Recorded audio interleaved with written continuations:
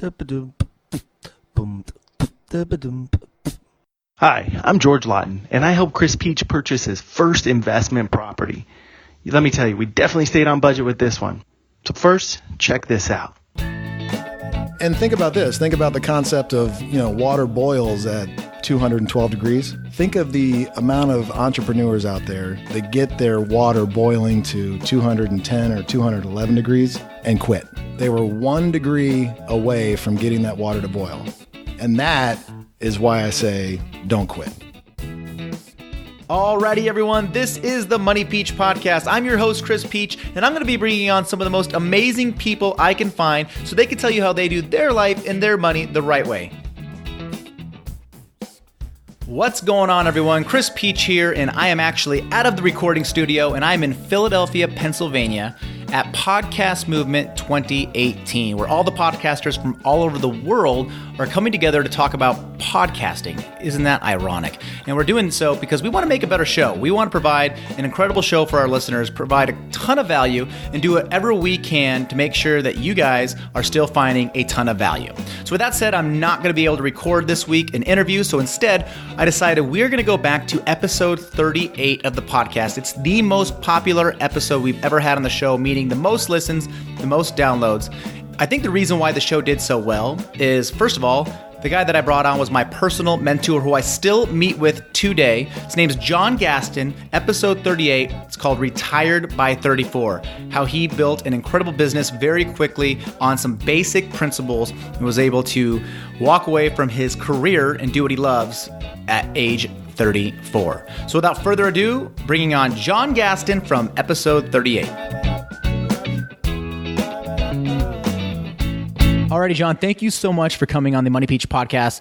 I've been trying to get you on this podcast for a while. Our schedules just weren't lining up. Now we're sitting here in your house. It's beautiful. It's amazing. I'm so glad we're here doing this because I know that everyone listening to this is going to find a ton of value from this because honestly, I find a ton of value, not just from this interview today, but a couple months ago, I asked you if you would be my mentor because I look up to you, I respect you, not just for business purposes. We've talked about this before, but just you as a whole. I look at myself going, if I could be something similar to a John Gaston, I'm going to do okay in life. So I always joke around. People are like, what's John Gaston like? And I say, if you're not John Gaston, you should sign up to be John Gaston. So without further ado, though, I want to introduce you. So John, welcome to the Money Peach Podcast. And so tell us a little bit about you. Are you married, kids, all that good stuff? Yeah. So thanks for having me on. This is awesome, by the way. I am 43 years old, going to turn 44 next month. I'm married to a wonderful woman named Tiffany. I've been married for over 17 years now. 3 kids, 2 girls and a son. 14, 13, and 8 is my son. Just over here living the daily life. When I first met you, and tell me if you're okay with me telling the story. If not, we'll have to figure out how to edit this out later. So I first meet John at the gym, and it's probably a year, John, that we're working out together, and you are just like a dude next door, like all I know is you're a cool dude from the gym and we're working out together. And I remember, I told you, I said, yeah, my wife and I, we bought a boat. And for those of you listening, you're thinking, wait, Money Peach bought a boat. Yes, we saved up cash over time and we bought a boat. Okay. I always tell people, spend your money on whatever you want. Just don't borrow it. Spend your money. So Andrea and I saved up and we bought this boat. And you had asked me just kind of casually at the gym, where are you parking your boat at? And I said, I'm parking it in my parents' backyard. And you're like, oh, you should park it in my garage. And I'm like, why does this guy want me to park my boat in his garage? I'm like, what was going on here? So there was a rainy day. It was raining like crazy one day. And I get a text message from you. And it was like, I bet you wish your boat was in my garage right now. I remember. Yeah. And I remember thinking like, I actually do wish my boat was in a garage right now. So you're so nice. I'm like, well, what's the monthly cost in this? And you kind of laughed me off like, dude, just bring your boat over here. There's no cost. So I drive my boat over here. And one of the things that impressed me the most right away was you had a story to tell and you didn't ever tell it. You had this, you've been retired since you were 34 years old. I want to talk about that in a minute. But so I show up to your house and you have this beautiful house, beautiful garage. You let me park here. And I remember I looked at you and I said, John, what the heck do you do? And right there, I remember it clicked in my head, like I've known this guy for a year and he's real low key. He's very humble. I knew right away, I'm like, this guy's different. This guy's not like the people you see, like the Kim Kardashians on TV and stuff. This guy is I joke around, I say, he's the millionaire next door. I mean, he's the guy you read about in my favorite book that I talk about on this podcast a lot, The Millionaire Next Door by Thomas Stanley. By the way, we'll have links to that in the show notes. But anyway, so I remember you kind of laughed it off and you said, well, I've been retired since I was 34. And I'm like, all right, I want to learn more. So this is where we're going to start off. I want you to take me back. We've talked a lot. Take me back to 18 years old in Ohio working for your dad. Yeah. So as I said earlier, my entire life, my dad owned his own business. And when I graduated high school, I was living in Florida at the time with my mom, and I moved back up to Ohio to go work for and with my dad. And, I wanted to learn his business and ultimately had the vision of taking it over and continuing to grow it. And one day I was standing out in the driveway with him.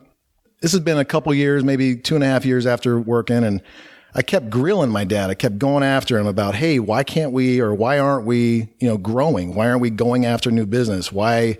We were in Dayton, Ohio, and I said, hey, just give me the go ahead and let me go to Columbus and see if we can expand there. And my dad was, at that time, was not keep it small and keep it all, but he definitely wanted to have control. He was really comfortable in his business and the money he was making and the success he was having. So he kind of chuckled at me and he says, well, gee, son, how much money do you want to make? And I looked at him dead in the face and I said, Dad, I want to make $100,000 this year. And he literally laughed at me. And I think I knew at that very moment that in order for me to achieve the level of success that I had dreamed of, or that I had sort of visioned in my mind, I was going to have to go do it on my own. So you weren't telling your dad, hey, Dad, I want to go make $100 million or anything crazy. We're talking $100,000. This Correct. is not I would assume, even if you're in college, you're sitting there going, I would like to make $100,000. It's not like an unrealistic amount of money. Correct. Okay. So, and your dad, what does he tell you? Well, yeah, once we had that quick conversation and he laughed at me, I just knew at that moment it wasn't going to work. I wasn't going to change his mind. He's happy. He's got his own thing going, and, I just had to accept it.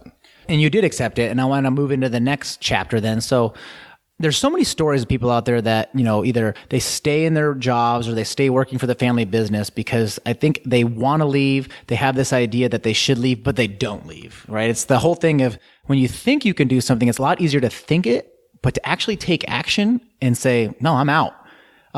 That's a huge step. It's bigger than words. So what was that like when you decided to step away? Gosh, if you think about leaving the security of the job that I had with my dad, knowing that I would always have a job, may not be the level of success that I want, but it was always something stable. That day when I left, I moved from Ohio to Arizona, and you know what? It was just a feeling of uncertainty. Like, am I really making the right decision? You always question that. Even though I've got these dreams, I've got this vision, there's still this massive uncertainty. Gosh, am I, robbing Peter to pay Paul? Am I jumping from the frying pan into the fire? Definitely having those feelings were a big part of what I was thinking at the time.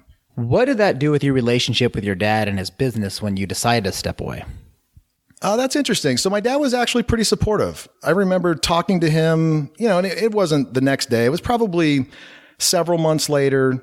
I called my dad on a Thursday afternoon and I said, hey, you want to, meet for lunch tomorrow? And we met at a McDonald's in Huber Heights, Ohio. We're eating and talking, and I said, Dad, I'm moving. I'm going to Ohio, and I'm going to start a personal training company with Ben. At the time, he didn't say anything, but years after, when we were recalling that conversation, he said, you just had a look in your eye. I knew I was not going to change your mind. So I had to let you go. And he goes, you know what? It worked out. It ended up working out. I don't want to get too far ahead of ourselves here. Okay, so working for your dad, and obviously we have talked before this interview started. You were telling me about you have, I guess, two people that you really, really look up to in your life, and you had mentioned your friend Ben, and you mentioned your dad. So you had said it was Ben's dad and your dad. Correct. What are some of the things that you learned, or that you still use today, that you learned from, I would say, the two people that you look up to most? So, good question. So when I was young, my parents divorced when I was 10 years old. So if you think about, the experiences I had, the two most successful people that I knew was my father, and it was my best friend's father, Ben, at the time, and they were both entrepreneurs. They both owned their own business.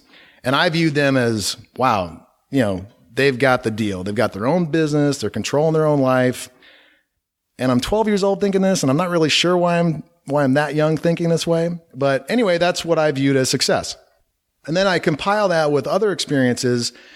For example, when my parents first got divorced, my mom not even being able to provide $3 so I can go skating with my buddies. So I had that experience, and I thought, man, that doesn't feel very good. So those two experiences combined pushed me in the same direction. A, I need to get there, and B, I don't ever want to feel this way again. And if I circle back and go to your question about what I learned most, probably if I really boil it down, the two most influential people are my mom and my dad for two different reasons. For my father, I learned at a very young age how to treat other people. I remember going back during the summers, going to my father's company picnics, and it was completely unsolicited.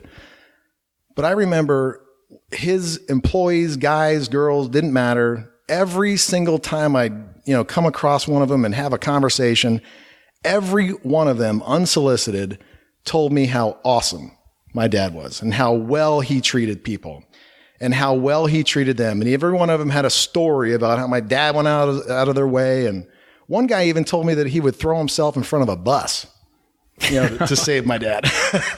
So that was, that left an impact. It left an impression on me. And I thought, man, I need to learn how to duplicate this. So that was one experience, lessons that I've learned from my father. And then my mom always had this saying, it didn't matter what was going on in our lives or anything negative. My mom always said, that which does not kill us will only make us stronger. And she had this wonderful ability to always look at, find, and express, even in the most negative situations, the positive. How can we, what can we learn from this?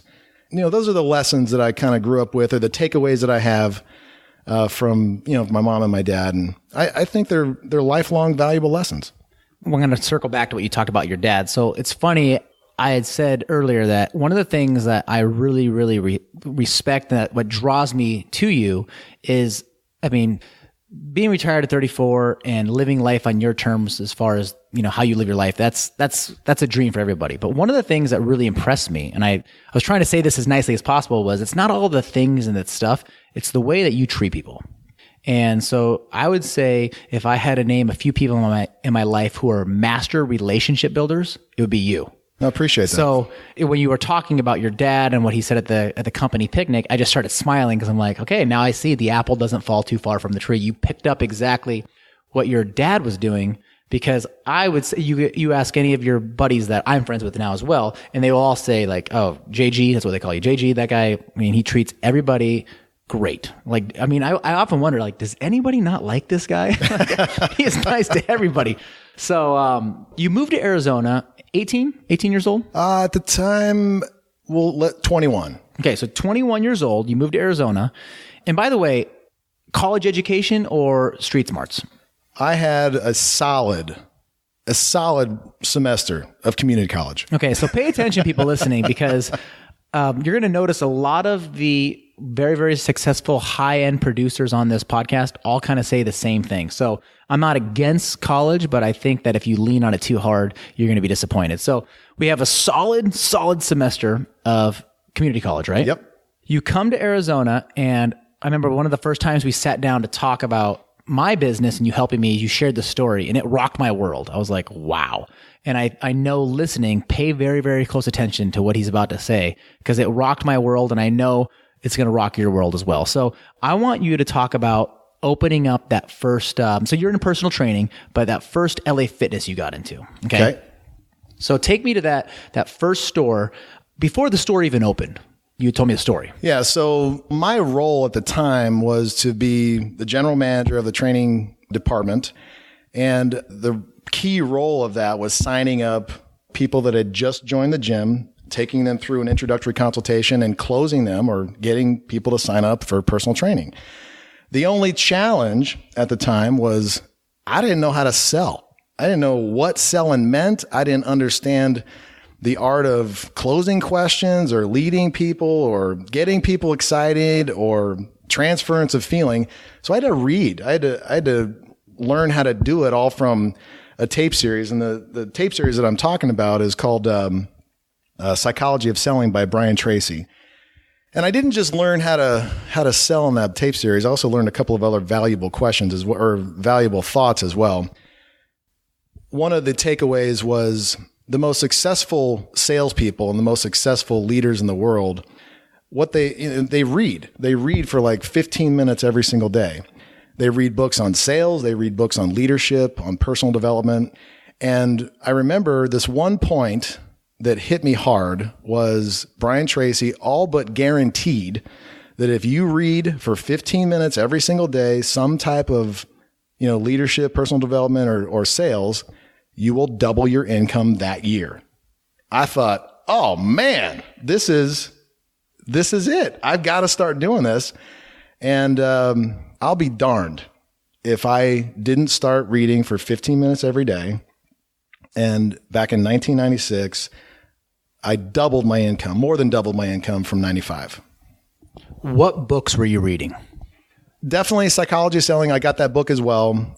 The first personal development book that I had ever gotten or read was Think and Grow Rich By Napoleon Hill. Napoleon Hill. Mm-hmm. That book made a huge impression on me as well. And it's not just reading the books. It's not just, reading it, putting it down. It's implementing the ideas and seeing the little ideas and little takeaways that you get from these books and implementing them into your daily life, your daily conversations. And you start seeing, wow, they work. Or you start seeing a reaction from a person, or you start seeing a little bit of success, and it gets you to buy in more and more. And it's almost like this flywheel. And, once you get that flywheel going, you don't have to put in as much effort as you did in the beginning. Tell me about your University on Wheels. Yeah, University on Wheels. It goes back to Brian Tracy. That was the other concept that I took away was, in addition to reading for 15 minutes every day, he also talked about turning your vehicle into a University on Wheels. That just meant same thing was leadership, personal development, or sales, listening to tapes, listening to audios. And I did that Monday through Friday. Anytime that I was in the car from 8 a.m. on Monday to 5 or 6 or 8 p.m. on Friday, I was listening. I wasn't listening to the radio. I wasn't listening to music. It was really just more about taking that time that you were driving and not wasting it. It was learning. So you had told me that turn your truck into a University on Wheels.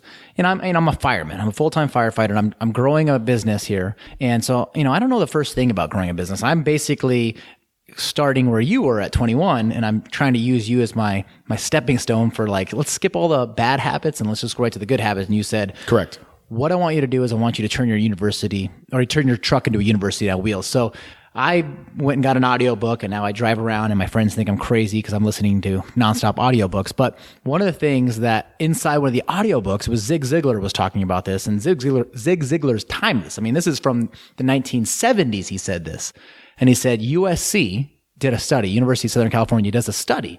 He said that if you listen in LA traffic, okay, LA traffic's probably the worst in the country, one of the worst. But if you sit in traffic Monday through Friday and you drive an hour to work and an hour from work and you listen to books on tape or what you're talking about, and you do this for 1 year, you're going to get equivalent to a 2-year college education at USC. And I thought, oh my gosh, John had told me to turn my truck into University on Wheels. I did. And then this audiobook I'm listening to tells me that I'm getting a 2-year college education. I remember reading that and listening to that from Zig as well. And I'm thinking, this is amazing. Like what John is telling me is working. So you're learning, and so you're getting leads, right? You're getting leads for personal training at LA Fitness. Yes. Okay.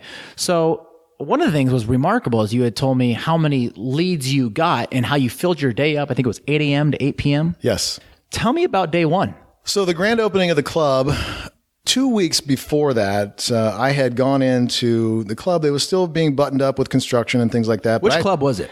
It was the LA Fitness on 55th Avenue in Bell, the Arrowhead location. In the Phoenix area, Glendale area. Correct. Okay. But anyway, 2 weeks before, I was excited. I did what any good salesperson is going to, was supposed to do. And that's, get myself loaded up with leads. So I did that, and I got myself, I called as many members as I could, get a hold of. And I was booked solid from 8 a.m. in the morning till 8 p.m. at night, probably for the first 2 weeks doing introductory consultations. And I remember as we're leading up to the opening day, I'm trying to polish up my, sales presentation and, what closing questions am I going to ask and how many times am I going to ask them? And, oh, geez, what type of objections am I going to get? I'm trying to polish this up. And I'd never done a real presentation before. I'd never done any, real sales. Did you practice with anybody? I did a lot of role playing with Ben. Okay. Ben's your business partner. Ben is my business partner. / best friend. And best friend, yeah. And I remember driving up and down Bell Road and he'd be just grilling me. And I'm like, dude, this is just too much. I got to take smaller chunks. But anyway, so I was loaded up on day one. And, usually in a sales situation, you don't have 100% show ratio. But that day I had 12 appointments, 8 a.m. to 8 p.m. And I'll be darned if all 12 didn't show up. And I didn't close one of them. I didn't close one. Well, we call Not that one. We call that 0%. That's over. So, okay, so hold on. Let me just rewind here because I can relate to this. So you set up 12 appointments, and each appointment's an hour long. Correct. You do like, what, a half hour of training and then half hour of showing your program. Yeah, so back then it was exactly that. We would do a half hour on the equipment and then time to go back to the office for the other half hour. I'm sure anybody that's been to any gym before knows exactly what John's talking about. So you are driving home now after putting in a good day's work. Now, this was really important for you to tell me this because I have been a firefighter since I was 22 years old.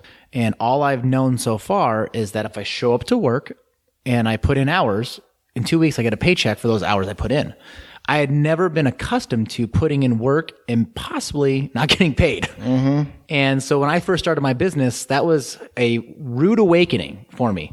So I want you to share, what's that like when you say offer, that means you trained people for 12 hours and no one signed up for training. That is correct. What's that like driving home? What's going through your mind?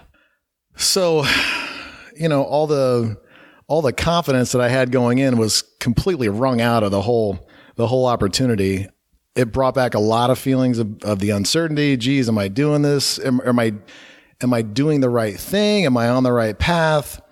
Do I just suck at sales? I mean, there's a lot of things that are going through your mind and none of them are really that good. It was very, very, very tough that night. And, I had a little bit better day the next day, but, it took me a while. You went to work the next day. Oh, yeah. And I had to. If you ask the question, why did I go back? Well, I had to put food on the table. It was the only thing I had going on at the time. But, it was something that I had to work at very, very hard. And I had to continue to read and I had to continue to listen to those tapes and hone my skills and any little thing that I could, pull out of those books and audios was, that I would try to use every single day.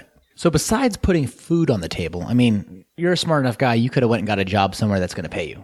So why did you stick with the sales? Why did you stick with this business? What was it that kept driving you? Because a lot of people would say, well, John, you go home and you go over, you might say, well, all right, I guess I'm not good at sales. I know I'm smart enough to go find a steady paycheck job where I'm going to put food on the table. So why didn't you do that?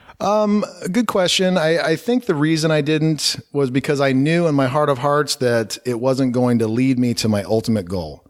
I knew that I had to figure this out. And don't ask me why I knew that, but I knew that just going up to LA Fitness and being a front desk person was not going to take me to the vision or, help me accomplish the goals that I had set for myself. That's all.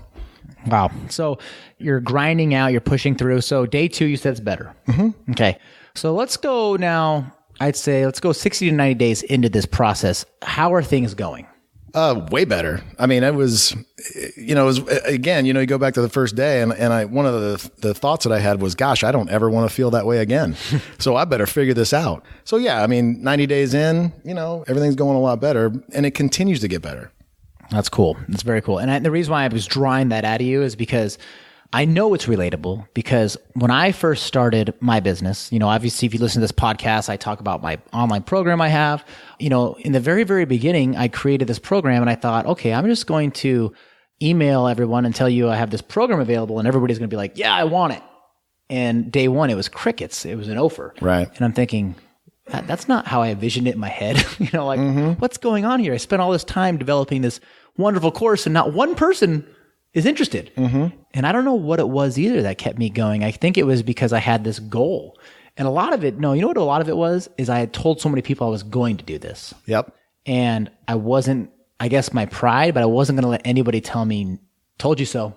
Public proclamation, very powerful. So looking back, I don't know if I was glad I told people that I was going to do this, but it did push me to say, look, you said you were going to do it. Did you feel that with your dad or your friends that you had left the business to go do this, that you now owned it, you were going to do it? That's a good question. I think that, I think there was a part of me that, I made a statement to my father and I told him that I was going to go out and be what I wanted to be, and failing at that moment or any part in that time was not an option.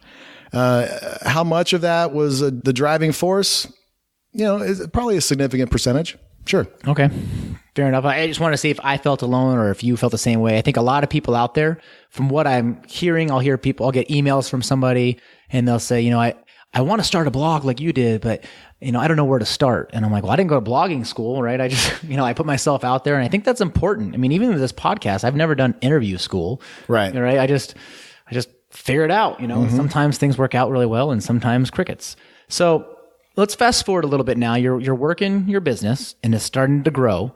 What's going through your mind as you're growing this business and you're getting to this point where I remember you had told me during one of our meetings, you had said, you were like, wow, this is going very well. What's going through your mind during all this? Well, if you think about the first 5 to 8 years of the business, I mean, when you're growing and trying to create stability in the business, I mean, every single decision that you make could be a decision that takes you further toward your goal, or it could be a decision that, puts you out on the street. And we had, a lot of ups and downs. We had great successes.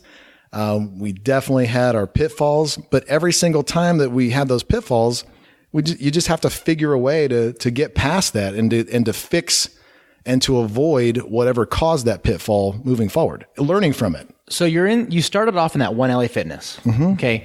Let's say 3 years later, how many LA Fitness had you expanded to? So 3 years, believe it or not, it was only, it was only 5. Okay. And then what about 3 years later? So in 1999, we had 5 locations. We had 2 here in Arizona and 3 in Florida. With those 5 locations, comfortable living? Comfortable. Okay. Sure. Yeah. Sure. But then in 2000, we had built a good enough relationship with LA Fitness where they trusted us. They trusted the way we do business. And we grew from 5 locations to 50 locations. In 1 year? In 2000. So that's a lot of growth. Lots of growth. What was that? What did that feel like growing that quick? Oh, I mean, you're working. I don't even know if there was a feeling other than you're just grinding every single day. In my position, it was literally hiring, recruiting, training, and managing every single day, all day, every day. So at that level, you went from back when you started at that first LA Fitness where you were in front of the customer and you were training them one-on-one, and then you were taking them and showing them what they could do with your program one-on-one, to now you're transitioning into you're training a replica of you. Yeah. So I actually had a couple transitions. So back in the first location, I was in front of the customer selling the personal training programs. And then over time, you kind of pull yourself out of the day-to-day operation of the club, and then you're training other people how to be in front of the customer and to close deals and manage the training staff. And then by the time we got to 2000, I had transitioned even one step further, being that not only was I training the managers in the clubs, but I was also working with, people that we had promoted to be VPs who would oversee, multiple locations, anywhere from, 4 to 10 locations. So you're building a pretty good sized structure in your business. Correct. Okay. So, and I'm leading you up to this moment here because there's another powerful moment you shared with me. So business is, can we say for you, business feels like it's booming? Business was good. Okay. So business is good.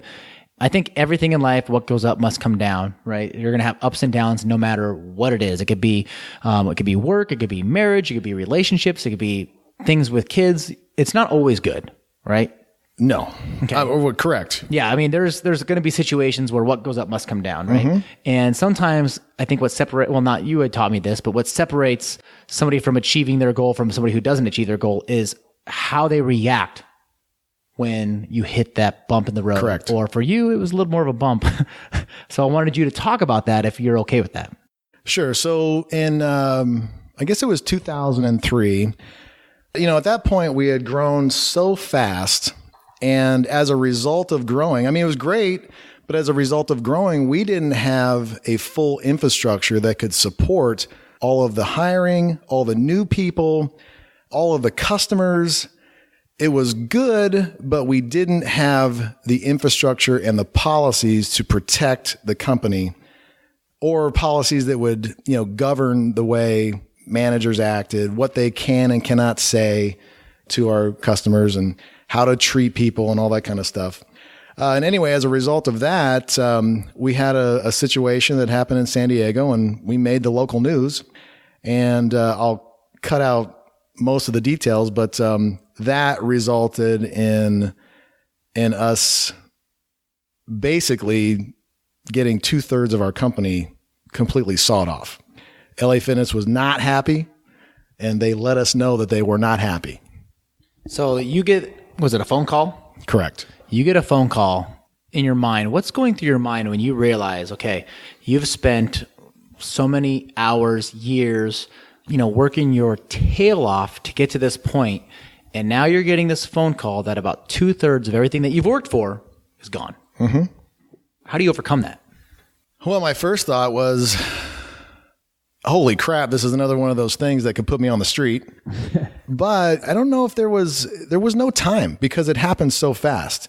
And I had to, at that time, what we were lucky enough to be left with was all of our operation in Georgia and all of the operation in Florida.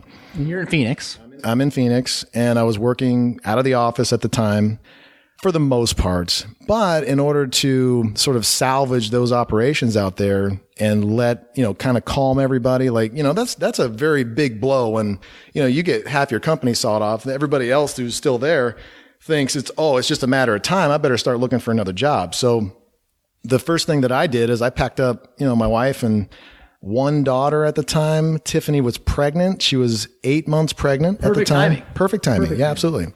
So I went out there, searched for a place to live, found one, and moved everybody else out right away. And my whole goal was to make it a calming situation for everybody. I wanted to wave the proverbial, company sword and just get back to doing business. And it was a speed bump, and it was a huge one, but I needed to minimize that speed bump as much as I could, get back to doing what we did best, which was providing a great service to the members at LA Fitness and continuing to drive sales. I was trying, when you told me the story, I was relating it, going, okay, how could I relate this? I don't have a company that kind of size or anything like that. So I was thinking, if I had invested, say, $10,000 and things are going well, and I get a phone call from my planner and he says, by the way, Chris, we just lost 2/3 of your money. It's gone forever. Mm-hmm. That would put me in a panic mode. Mm-hmm. I'm impressed with how you just reacted to it. Like you said, I guess there was no time, but I didn't even add the factor that I had a wife that's 8 months pregnant, a kid, and I'm the sole provider to put food on the table. Mm-hmm. And the reason why I'm mentioning this is I want you guys listening to this to kind of put yourself in those shoes. Put yourself in the shoes that you've just worked an incredible amount of time, energy. You can imagine the amount, for those of you who are entrepreneurs, how hard it is to go through the ups and downs to build your business up to a level that John has. And one day, one moment, you get a phone call, and it's always at the worst time. And so you get a phone call saying 2/3 of your business is gone. 2/3 of everything you work for is gone. No fault of your own, or it could be, however you look at it. And by the way, your wife's pregnant. She's due in a month. You have a daughter, and the business you have here in Phoenix is gone. So you need to move. Mm-hmm. That would break a lot of people. I would say that would break most people. That's why I asked you to be my mentor. I appreciate that. That might break me. I might say, all right, I'm out. Okay. Now this is where the story gets good, because I think a lot of times people look at you and say, oh, John Gaston, he lucked out, man. He's an overnight success. So let's talk about these next few years of being in Georgia and Florida. And what does that look like as far as work? So, when I first get to Georgia, I mean, my life completely changed because, at the time I was kind of cushy, prior to losing 2/3 of the company. I was, up in the office, cushy, wasn't dealing with people, the managers and the VPs day to day. But that's what I had to do differently in Georgia was, be out there with everyone, grinding, doing ride-alongs, being in the clubs, helping out any way that I could. And I was traveling to Florida probably every other week and just doing what needed to be done to get everything moving forward. What was that like on your family life with you now becoming a full-time traveler? I think, I don't think the real full-time, like when we were just in Georgia, Florida, it wasn't that bad. It wasn't until a couple of years later where I had continued to keep a great relationship with one of the principals at LA. And it wasn't more than a year or two later where, we had kind of turned our company around and LA Fitness was interested in growing with us again. So I would say that, it wasn't until 2005 that I really started traveling, but that was a result of us going back into the Northeast, Pennsylvania and New York. We were in Texas. We were back in Arizona, back in California. I mean, we were operating from 30 or 40 back into 150 locations within maybe a year. So during that time, was it 30, 40 hours a week? Oh, no. No. Oh, no.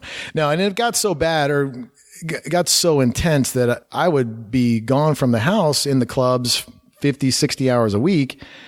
But that's not the bad part. The bad part is even when I was home, I wasn't necessarily home. I was still on the phone, checking numbers, I wasn't available physically or emotionally to Tiffany or the kids.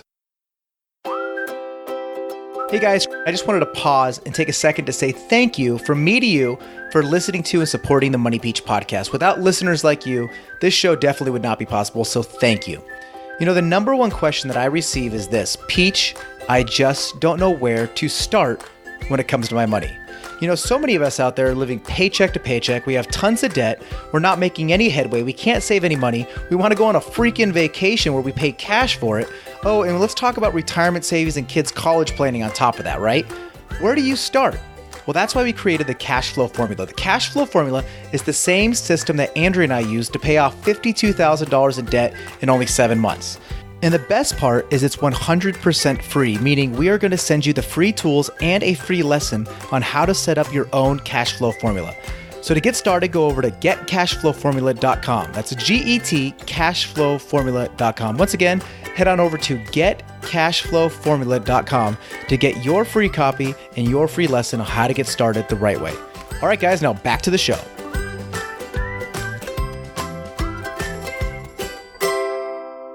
Did you ever feel like there was a moment when you were trying to regrow this to where you were, that you were living to work instead of working to live? I never really felt that way. I just had this goal, and I was just working to the goal. And I felt like, and I know that, success is not necessarily a destination. It's more of a journey. I get that. But at the time, I had to get to a certain level before I could mentally relax. And in my mind, it was for myself. It was for Tiffany. It was for the kids. It was, getting this done today so that I didn't have to do, anything in the future. And I'll tell you, I'll go back. One of the other concepts I learned when I was 20 years old was, the concept of cramming 40 years of work into 20. And I went to this, development seminar and guys up on stage saying, hey, if you're 20 years old, you're basically like zero. You're not 20, you're zero. And what you need to do, your working life doesn't start at zero. It starts at 20 years old. So how do you most people are going to, have their working career from 20 to 60. And he says the idea of being successful is cramming 40 years of work into 20. And if you're really extra bright, you can figure it out in 15. So that was sort of a concept I had in my mind too, as I was going through and, those tough days, the long days, the sacrifices that I was making with Tiffany and the kids. It was all for the greater good. It was about doing all the things that most people weren't willing to do today so that I didn't have to do them tomorrow. Gotcha. Does that make sense? Absolutely. So then the question I have off that is, now that you've took that advice and you went through that process, if you could repeat it all again, would you repeat it or would you do things differently? To live the life that I live today? Yeah. Heck yeah. Perfect. I love it. All right. So we talked about rebuilding the business. So you rebuild it to the level you were at or better? Oh, bigger. Bigger. So having that hiccup actually caused you to move even further ahead than you thought possible. So that's a really good point as well. I would, at the time you're going through that, you're saying, man, this is the worst thing that could possibly happen at this moment in time. The only thing that could have been worse is if you came home and said, our company's gone and your wife gave birth right there. That would have been worse. That'd have been worse. Yeah. But, looking back after we had gotten a few years down the road and had regained the level of success plus, and knowing the direction that the company was headed, you look back and I think all of us agreed, all the guys that were there, with us going through that pitfall, they all agreed that was probably the best thing that ever happened to us because it forced us to reinvent ourselves and to just do things better. I've been taught this, and I don't know if you've ever been taught this, but I don't know where I learned it from. Maybe my dad, but pain is a great motivator. Correct. And so I've learned that in the gym. I've learned that by, going to college. I learned that when I walked onto the wrestling team. I was never given a scholarship, so I had to walk on, and it was that pain that caused me to keep moving forward. Yep.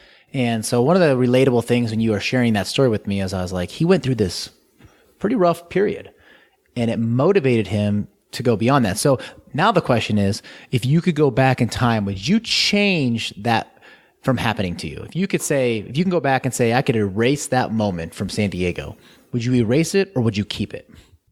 I don't know if we would have made the appropriate and required changes to our business without having gone through that. Does that make sense? Mm-hmm, absolutely. I think had we not gone through that, we'd have continued to cruise and maybe relax, if you will, and not continually find or even know how to improve. Does that make sense? Yep. So you had to go through that experience and that pain in order to find a better way and to find more success. It's like there's a podcast I listen to called Jocko. I don't know if you ever heard of him. And so he is a Navy SEAL, retired Navy SEAL, and his podcast, every word he says is good. And what I mean by that is, you lost your job? Good. Now you go get a better one. Oh, you got in a fight with your wife? Good. Now you know what not to fight about. Everything is good. You got your business 2/3 taken away from you. Good. Now you know what not to do so you can grow it even bigger. Right, yeah. And so I kind of relate that to your story as good. That happened. Look where it took you to. Mm-hmm. Okay. Let's fast forward. Things are building. Things are going well. Take me to your retirement day, 34 years old. That day was pretty surreal. If we talk just specifically about that day, I mean, it's the accumulation of, 13 years of hard work, dedication, blood, sweat, and tears. And here I am in this conference room that has a conference table. It's probably 30 feet long. At LA Fitness? Might have been, it was either at LA Fitness's office or their attorney's office. Anyway, we had our attorney and it was Ben and myself, and it was literally all the way around the perimeter of this conference room table. It was document after document after document after document that we had to sign. You get done doing all that stuff. Ben and I walk out and we know that there's going to be deposits coming, and we're like, wow, this is it. We did this. Your dream. It's crazy. Like it's an unreal, surreal feeling. So from age, what you were 21 years old when you left your dad's company. Correct. And 34. So 13 years. 13 years later, and that vision you had is now here. It's done. Yes. And so you're signing those papers, you walk out. And the cool thing is, and this is what's really unique about, I think, with you building relationships, is most stories you hear when people start a business with their best friend or their family member don't turn out great. Oh, I know. Ben and I are lucky. Well, I think it goes back to your relationship, the way you treat people. Yes. I've never met Ben, so I don't know Ben at all, but I could tell you that you're very open-minded. Yes.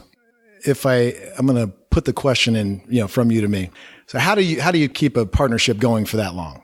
And I get asked that question a lot. I get asked, how do you and Ben do it? Because I run into friends or people that have businesses, that partners, and they just, fall apart miserably. So everybody's curious. And personally, I don't know a whole lot of business partners that make it as long as Ben and I have. But if I were to tie it all together and give one explanation as to why we were able to make it work, and it's far beyond him being married to my sister, far beyond us being best buddies, it really comes down to, hey, we are going to have disagreements. We are going to view things differently, but we're never going to make it personal. The minute we, make any argument personal or any disagreement personal, that's when the damage starts. I think the way that our relationship and our arrangement was dictated that, one person would have the final say, and we just never let it get personal. We never screamed at each other. We never made personal comments or said anything negative about each other personally. And that ill will or that, relationship damage never came into play. That's impressive. I mean, that is extremely impressive. I'd say that's one of the few times I've heard this. So on episode 33 of the Money Peach podcast, I brought on Nate Adams. And Nate had started a business with his friends at age 21 years old. They started a glove company, and it didn't go work out well. It cost him about $150,000, and he lost 2 friends out of it. Mm-hmm. And that's kind of the common thing you hear. And then you're such a unique story because you guys have been friends since how old? We were 9 when we... 9 years old. Mm-hmm. You guys go off on your own to a state where, did you know anybody here? Nope. Okay, so you go to Arizona from Ohio, don't know anybody. You guys grow this business. You go through a major, speed bump, as you put it, and then you regrow it. It's kind of a full circle, if you will, because you're sitting in that 30-foot long table, signing these papers, which in essence represent you've reached the pinnacle point that you've had in your mind. Mm-hmm. And that 34-year-old thing, that's, I'm 33, 34 next month. By the way, April 16th is my birthday, if anybody cares. So, April 24th is mine. Very cool. Very cool. Anyhow, yeah, we're just at this point now where I'm like, wow, John, 13 years of grinding, of ups and downs, of working with a business partner. You basically, for me, everything I've been taught tells me that you shouldn't have succeeded, because most people would have gotten an argument or a fight or a falling out with their best friend. Most people would have had 2/3 of the company pulled away and said, I'm done. Most people would have never left their dad's company. Most people at age 21 would never have traveled across the country to a place they didn't know without a sales background and start selling. So, man, hats off to you. It's pretty remarkable. Appreciate that. For a community college education. And I go back to that by saying, college is important, but don't lean super hard on it, because the last couple entrepreneurs we've had on the show, semester and they were out. And I think they get most of their knowledge by having to go out there and work for it. School of Hard Knocks. School of Hard Knocks. All right. Now let's transition into, we're coming up towards the end here. So let's transition to, you are now retired, 34 years old. Okay. One of the things you had shared with me, and I think it was powerful for me to hear this, because I want to be proactive in my life. I want to retire early as well, but I don't want to make mistakes, and I'm going to make mistakes, but I'm trying to avoid them as possible. What are some of the things you didn't see coming when you became retired at 34? Some of the struggles you saw? So from a business perspective, there's a few different, angles that I'll talk about, but from a business perspective, when we got bought out and we were done, at the same time, we've really felt like, because of the experiences that we've had and the different types of people that we had to lead and navigating all of the, pitfalls, we, for lack of a better term, we kind of thought our didn't stink, and thought that, anything that we touched was going to turn to gold. And that is a huge misconception. Just because you have money to throw at any endeavor doesn't guarantee success. And I learned that the hard way as well. Had some pretty significant investments right out of the gate, and both of them failed miserably. It brought me back to, after going through that experience, it really, I started reminding myself, gosh, startups are hard. Starting a business is not easy. Early on, those decisions that you make are life and death. because you don't have any cushion. You don't have any momentum. There's no platform there for you to fall back on. Everything that you're doing is just kind of chucking stuff on the wall, and you want it to work. You think it'll work, but sometimes it doesn't. That was a big misconception. I thought, hey, my experience, the financial resources that I have, anything that I do is going to work, and that's wrong. Okay. So now when you say you throw a substantial amount of money, are you talking about like breaking the bank amount or enough to sting real bad? Oh, no. Okay. So that's a great point as well. Yes, it is a substantial amount of money, but anything that I was investing into was never going to change my life. So it was a small percentage of what the total portfolio was, if you will. Sure. And the reason why I ask you that, we talked about this before we had started this conversation, but I want people to understand that I don't care about the numbers. Okay. Everybody's in a different situation, Sure. right? We live in different parts of the country, different parts of the world. So I'll give you an example. $100,000 over here in Phoenix, Arizona is different than $100,000 in San Francisco. Correct. And it's different than $100,000 in South Dakota. Okay. So I don't care about the numbers. And that's one of the things that we've talked about before is the numbers don't really matter. It's about the ratios, the percentages, you know? So what would you say is the best part of you building up substantial wealth? Freedom. What do you mean by freedom? Expound on that. So this is probably the good and the bad. Okay. Well, that's the next question. So that's perfect. So the freedom part is knowing that, you can literally wake up and kind of do whatever it is that you want to do. The finances are not an issue anymore. I've got time, which is awesome because I have kids that are growing up, and, I have the greatest relationship with my wife now that I've ever had. And, that's all. It just gives you this peace of mind and freedom to know that you can kind of do what you want. On the other hand, the negative side of it is you have to keep your mind busy. You have to engage in something, be passionate about something. And I find myself, from time to time going, waking up in the morning and I'm like, gosh, what am I going to do today? Like, what's my purpose? What am I working for now? What's my next goal? And, sometimes you got to manufacture it. You got to manufacture engagement. You got to manufacture passion. And I would say that's probably the negative side. If you choose not to do that, you can find yourself feeling pretty empty.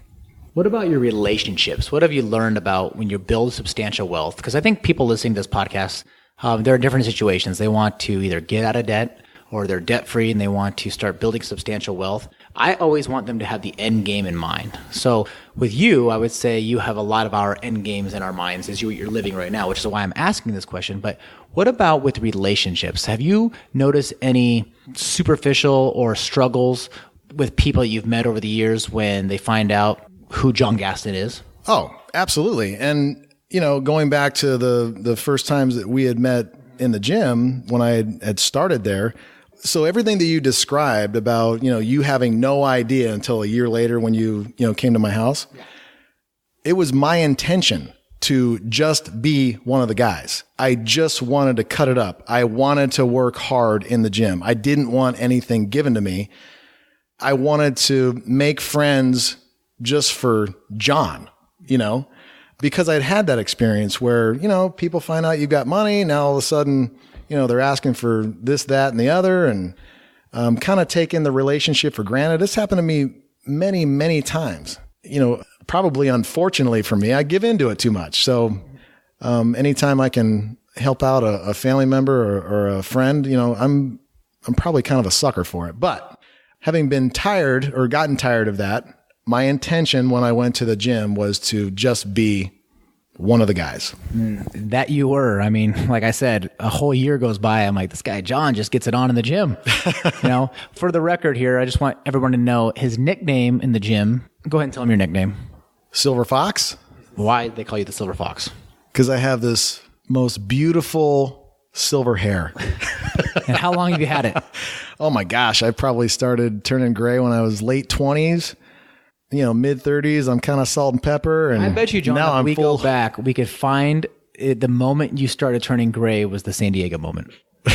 You're probably right about that. That might be, so we'll call it the San Diego Silver Fox. Alrighty. So One of the things we always mention in this podcast, or we have been mentioning, I shouldn't say we always mention, we have been mentioning is, so we talked a little bit about, you just mentioned a little bit, but what is your take on generosity? From just giving back? Any way you want to talk about it. I've had people say, generosity to them means tithing 10%. I've had people say generosity is whenever they feel about it. I want to kind of transition into maybe talk about one of the organizations you're real passionate about as well, because I know there's one of them. Yeah. So one of the things that I've been able to do as a result of the life that I live is to give back. And my wife is on the board of the John J. and Rich Love Up. They support Love Up Charity, and they support foster kids in and throughout Arizona. She spends a lot of time being on the board of that.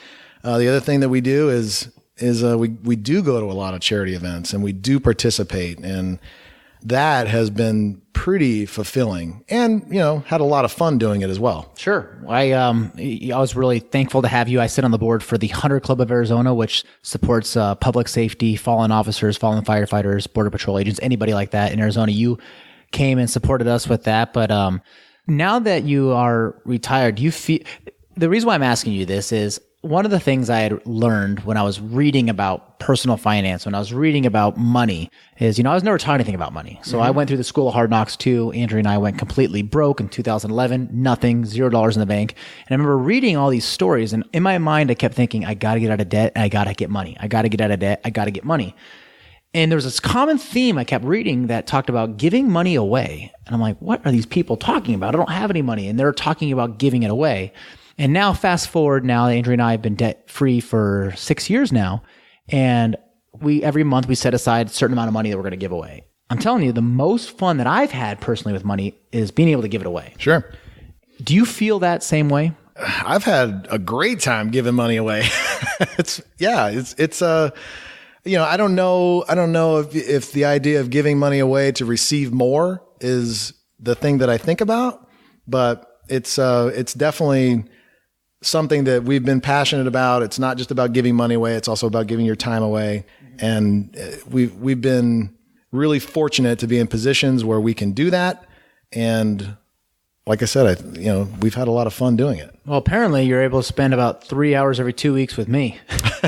Yeah. So that's giving. All right. So I'm going to hit you with this last question before we wrap up. Knowing what you know now about life and about money and about what you've learned over the last, 20 years of being in business, doing what you've done, what's one of the biggest takeaways? If you had to put, a takeaway out there, what's one of the biggest takeaways? What would you tell people about what you've learned over the last 20 years of business, of relationships and everything? I would say educate yourself in the business or area of work that you are working in and want to grow in.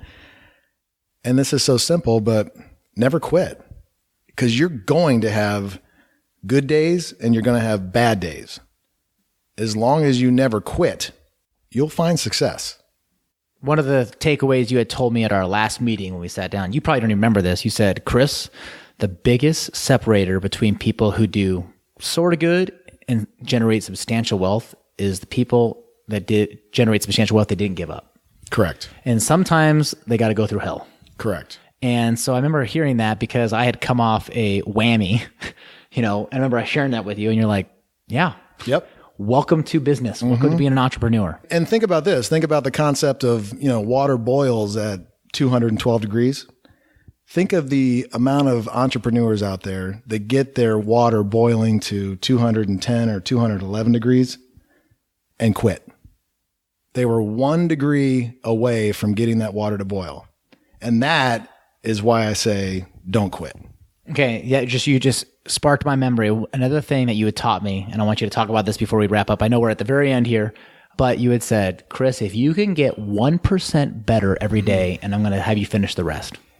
Yeah. So one of the things I used to talk about with our, managers, and especially during times when they were dealing with frustrations, maybe going through a dry spell or just having a rough time at, their job, I always used to remind them of, hey, your goal is to get better by 1% every single day. And I would wait for them to respond to me. And the cross-eyed look that they would get is, gosh, that doesn't really sound like a lot. 1% every day, that's not very much. then I would go forward and I would say, yes, but if you get better by 1% every single day over a period of 12 months, you will be better by 365%. And that is a substantial improvement. Going back to what you said earlier, doubling your income. Absolutely. And, you would instantly see that simple little talk, the light bulb would go off, and it's impactful.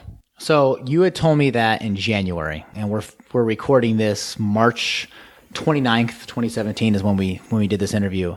And I've taken that, and then every single day now that I do even a little bit inside of my business, I'm like, you know what, that was 1% better. Mm-hmm. And some days it maybe be 5% better. Some days might be 2% or 10%, but at least 1%.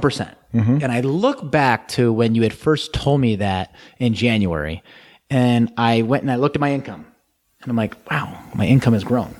And it's the truth, 1%. I wasn't shooting for 20% the first day. It was just 1%. And one of the things the reason why I wanted to bring that up before we end here is I want you to think that 1% is not a crazy amount of effort. It's consistent effort. And if you can do 1% every day, which I think is very doable, mm-hmm. I think average can do 1%. I think above average can do 2 to 3%. Absolutely. So if you can just do average 1% every single day, you're talking to a firefighter who drives a fire truck here. And I've been taking this 1% every day, and it's been extremely powerful. Extremely powerful. And so I'm glad that you shared that with me. All right. So thank you so much for coming on the show. Look forward to maybe hearing you again a year down the road on the show. I really appreciate the time. Thank you so much.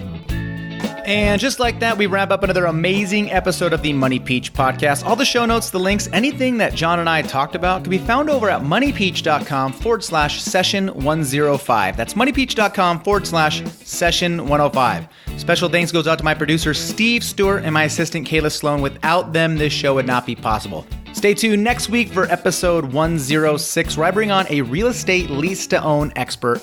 His name's Chris Prefontaine. He's going to walk us step by step through how the process works and how he utilizes the lease-to-own option inside the real estate niche to build a substantial amount of passive income each and every month. You're not going to want to miss that, so stay tuned next week for that.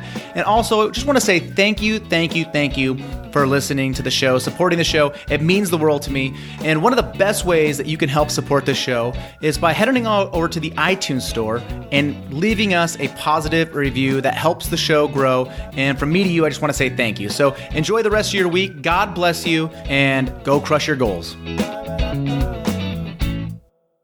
Boom,